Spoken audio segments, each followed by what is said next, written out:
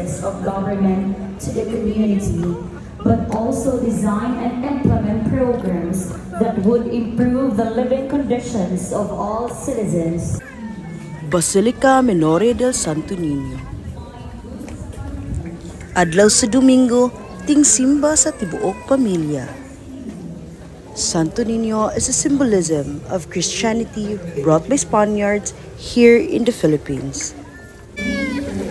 Dako na akong pasalamat na usa ko kasugbuanon. Usara kasakayan padong sa Basilica del Santo Niño para musimba. Lain-laing dayon sa nagkadaiyang probinsya. Ang mobisita, muhangop, ug magpasalamat para sa balaang bata nga si Senyor Santo Niño. Wala mahimong babag ang kadag-on alang sa pagsimba ni Senyor Santo Niño.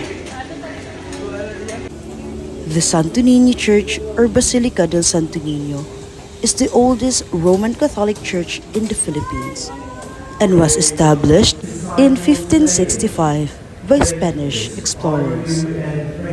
This famous church dates back to the early Spanish colonial era. The church was founded by the Augustinian friars since their arrival in 1565.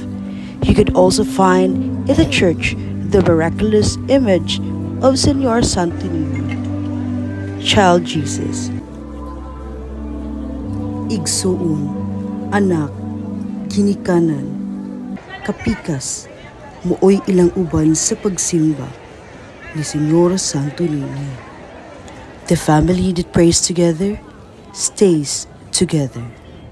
Tanan pagdayeg ug pasalamat ni Senyor Santo Niño.